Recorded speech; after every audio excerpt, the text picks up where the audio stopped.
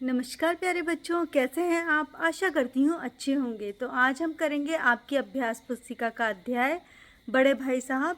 शुरू करने से पहले आपसे गुजारिश है, मेरे चैनल ई अध्यापक को प्लीज़ सब्सक्राइब करें और दोस्तों के साथ शेयर करें। लास्ट में एक कमेंट ज़रूर लिखें। तो चलिए शुरू करते हैं। प्रेमचंद।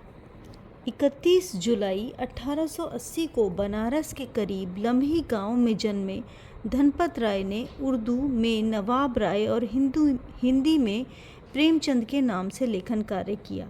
तो उनका रियल नेम धनपत राय था, लेकिन वो अपना नाम चेंज करके लिखा करते थे। निजी व्यवहार और पत्राचार्य धनपत राय के नाम से ही करते रहे। उर्दू में प्रकाशित पहला कहानी संग्रह सोज़े वतन अंग्रेज़ी सरकार ने जब्त कर लिया, यानी कि उनसे बैन कर दिया। आजीविका के लिए स्कूली मास्टरी, इंस्पेक्टरी, मैनेजरी करने के अलावा उन्होंने हंस माधुरी जैसी प्रमुख पत्रिकाओं का संपादन किया। तो इन्होंने इन मैगजीन्स को एडिट भी किया था। इसके अलावा वो ये सभी जॉब्स जो है वो करते थे। कुछ समय मुंबई की फिल्म नगरी में भी बिताया, लेकिन वह उनको रास नहीं आई। यद्यपि उनकी कई कृतियों पर यादगार फिल्में बनी हैं, तो उन्होंने बॉलीवुड के अंदर भी काम किया है। आम आदमी के दुख दर्द के बेजोड़ चितेरे प्रेमचंद को उनके जीवन काल में ही कथा सम्राट, उपन्यास सम्राट कहा जाने लगा था। उन्होंने हिंदी कथा लेखन की परिपाटी पूरी तरह बदल डाली थी। अपनी रचनाओं में उन्होंने लोगों को प्रमुख पात्र यानी मुख्य कैरेक्टर बनाकर साहित्य जगत में जगह दी, जिन्हें जीवन और जगत में केवल प्रताड़ना और लांछन ही मिले थे। मतलब उनके जो मेन कैरेक्टर थे उनके कहानियों के, वो ऐसे लोग थे जो उनकी लाइफ में देखे तो बहुत ही दुख पाया था उन्होंने। 8 अक्टूबर 1936 में उनका देहावसान हुआ, यानी मृत्यु हुई।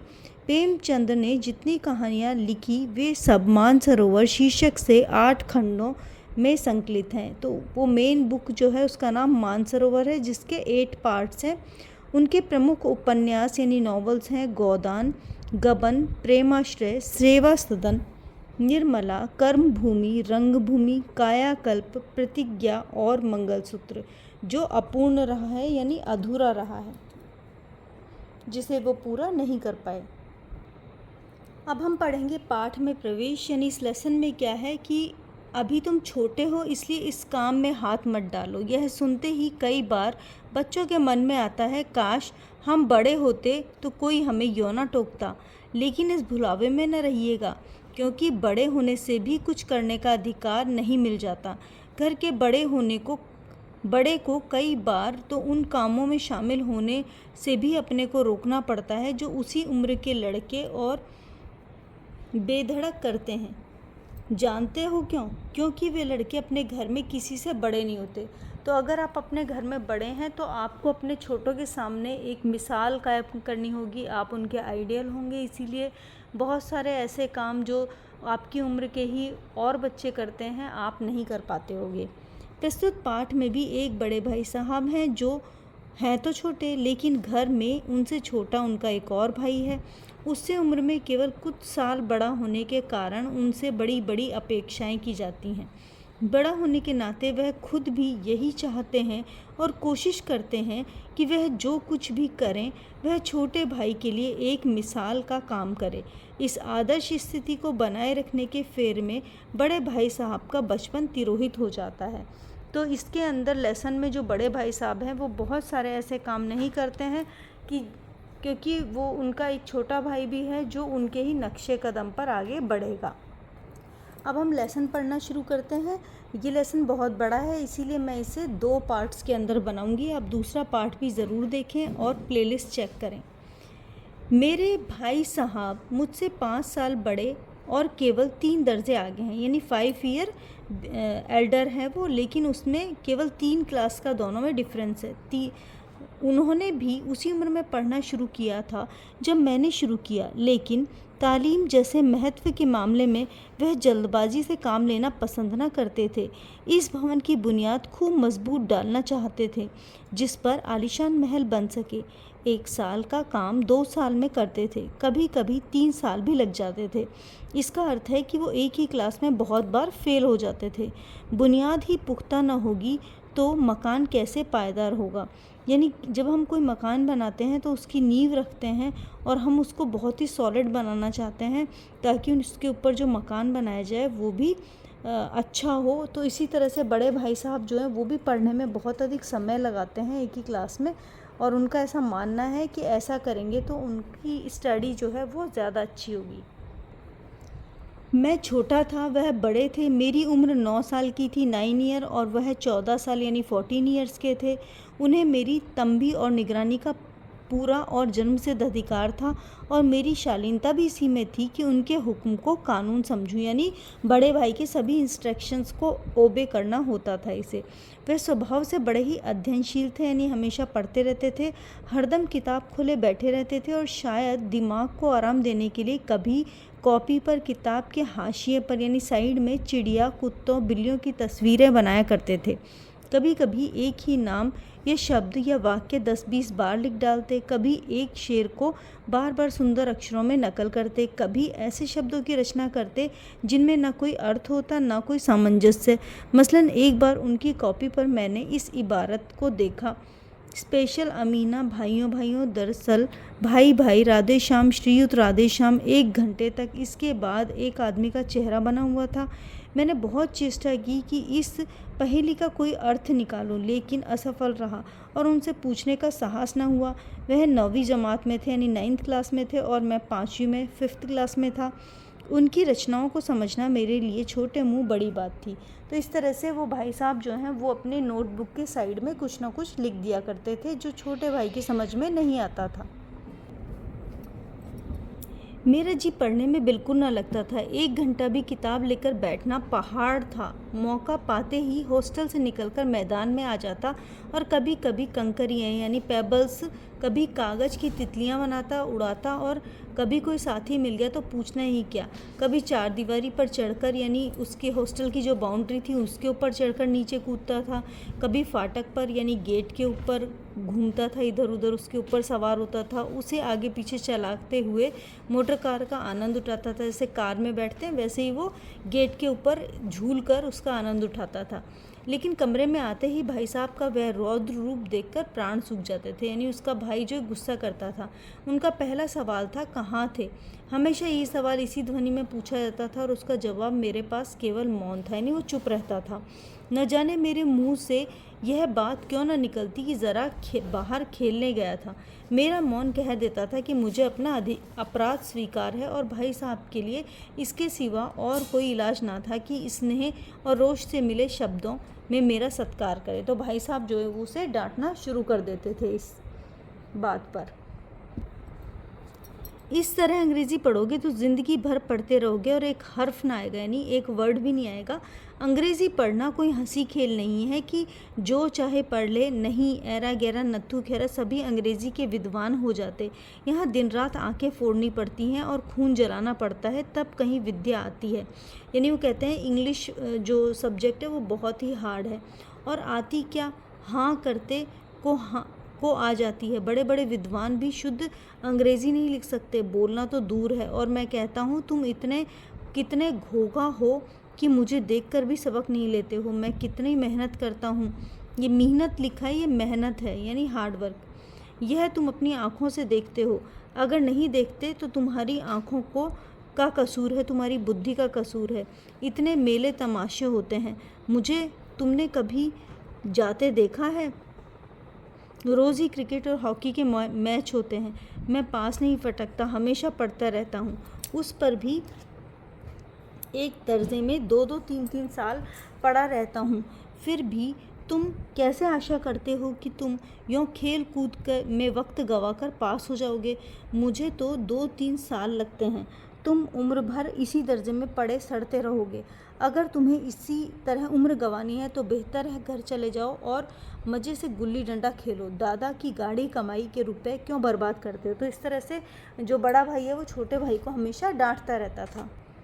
मैं यह लताड़ सुनकर आंसू बहाने लगता। जवाब ही क्या था? अपराध तो मैंने किया। लताड़ कौन सहे। भाई साहब उपदेश की कला में निपुण थे। ऐसे ऐसी लगती बातें कहते, ऐसे ऐसे सूखती बाण चलाते कि मेरे जिगर के टुकड़े टुकड़े हो जाते और हिम्मत टूट जाती।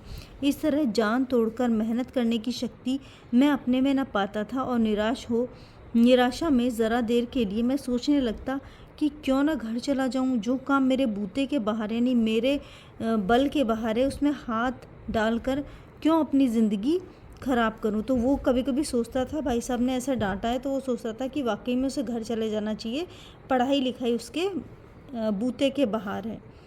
मुझे अपना मूर्ख बनना रहना मंजूर था, लेकिन उतनी मेहनत में मुझे तो चक्कर आ जाता। लेकिन घंटे 2 घंटे के बाद निराशा के बादल फट जाते और मेरा इरादा करता कि आगे से खूब जी लगाकर पढ़ूंगा। चटपट एक टाइम टेबल बना डालता, बिना पहले से नक्शा बनाए कि कोई स्कीम तैयार किए काम कैसे शुरू करूं। टाइम टेबल में खेल कूद की मद यानी खेलने कूदने पर बिल्कुल उड़ जाती थी। प्रातःकाल 6 बजे उठना, हाथ मुंह धोना, नाश्ता कर पढ़ने बैठ जाना। 6 से 8 तक अंग्रेज़ी, 8 से 9 तक हिसाब यानी मैथ्स, 9 से 9:30 तक इतिहास हिस्ट्री, फिर भोजन और स्कूल। 3:30 बजे स्कूल से वापस होकर आधा घंटा आराम। 4 से 5 तक भूगोल ज्योग्राफी, 5 से 6 तक ग्रामर यानी इंग्लिश, आधा घंटा हॉस्टल के सामने ही टहलना। 6:30 से 7 तक अंग्रेज़ी कंपोजिशन, फिर भोजन करने के बाद 8 से 9 तक अनुवाद ट्रांसलेशन, 9 से 10 तक हिंदी और 10 से 11 तक विविध विषय, फिर विश्राम। तो इस तरह से वो अपना टाइम टेबल जो है वो बना लिया करता था। लेकिन मगर टाइम टेबल बना लेना एक बात होती है और उस पर अमल करना दूसरी बात होती है, यानी उसको फॉलो करना। पहले ही दिन उसकी अवहेलना शुरू हो जाती थी, यानी उसको वो नहीं फॉलो करता था। मैदान की वह सुखद हरियाली, हवा के हल्के हल्के झोंके, फुटबॉल की वह उछल कूद, कबड्डी के वह दाव घात, वॉलीबॉल की वह तेजी फुर्ती मुझे अज्ञात और अनिवार्य रूप से खींच ले जाती और वहाँ जाते ही मैं सब कुछ भूल जाता। यहाँ जानलेवा टाइम टेबल, वह आँख फोड़ू किताबें किसी की भी याद न रहती और भाई साहब की वह नसीहत और फजीहत का अवसर मिल जाता। मैं उनके साए से भागता, उनकी आंखों से दूर रहने की चेष्टा करता। कमरे में इस तरह दबे पाँव आता, यानी बिना आवाज़ किए आता कि उन्हें खबर ना होती। उनकी नज़रें मेरी ओर उठी और मेरे प्राण निकले। हमेशा सिर पर एक नंगी तलवार लटकती मालूम होती थी। फिर भी जैसे मौत और विपत्ति के बीच भी आदमी मोह और माया के बंधन में जकड़ा रहता है, मैं फटकार और घुड़कियाँ खाकर भी खेलकूद का तिरस्कार ना कर सकता था। तो भाई साहब की डांट खाकर वो टाइम टेबल बनाकर पढ़ने की भी कोशिश करता था, तो भी उससे पढ़ाई नहीं होती थी क्योंकि उसका मन खेल कूद में अधिक लगता था। लेकिन फिर भी उसे हमेशा भाई साहब का डर जो है वो हमेशा रहता था उसके ऊपर। आगे है सालाना इम्तिहान यानी ईयरली एग्ज़ाम हुआ। भाई साहब फेल हुए, मैं पास हो गया और दर्जे में प्रथम आया।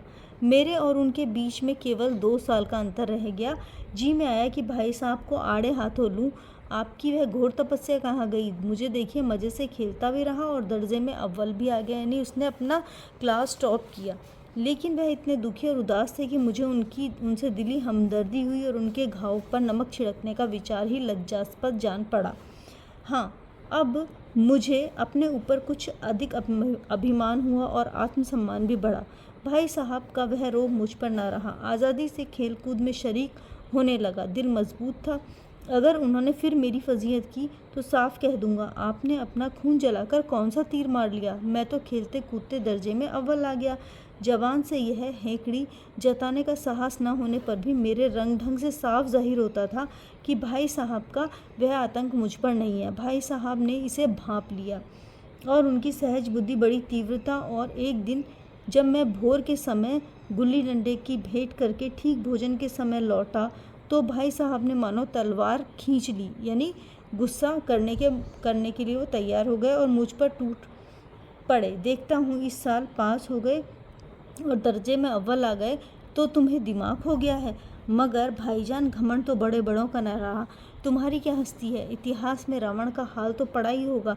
उसके चरित्र से तुमने और क्या उपदेश लिया या यों ही पढ़ गए। महज इतिहास पास कर लेना कोई चीज़ नहीं है, असल चीज़ है। तो इस तरह से वो छोटा भाई जो है वो अपने क्लास में फर्स्ट आया और बड़े भाई साहब जो हैं वो क्लास में फ़ेल हो गए।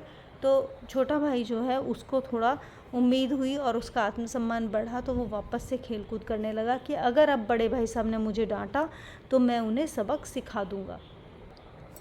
बुद्धि का विकास। जो कुछ पढ़ो उसका अभिप्राय समझो, यानी मीनिंग समझो। रावण भूमंडल का स्वामी था।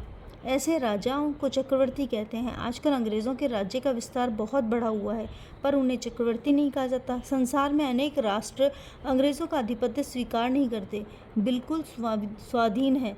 रावण चक्रवर्ती राजा था। संसार के सभी महीप यानी राजा उसे कर देते थे, टैक्स देते थे। बड़े बड़े देवता उसकी गुलामी करते थे। आग और पानी के देवता भी उसके दास थे। मगर उसका अंत क्या हुआ? घमंड में उसका नामो निशान तक मिटा दिया। कोई उसे एक चुल्लू पानी देने वाला भी ना बचा। आदमी और जो कुकर्म चाहे कर ले, पर अभिमान ना करे, इतराए नहीं। अभिमान किया और दीन दुनिया दोनों से गए। तो इस तरह से वो बड़े भाई साहब जो हैं छोटे भाई को फिर से लताड़ दे देते हैं। ये अध्याय बहुत बड़ा है, आगे हम पार्ट 2 में पढ़ेंगे।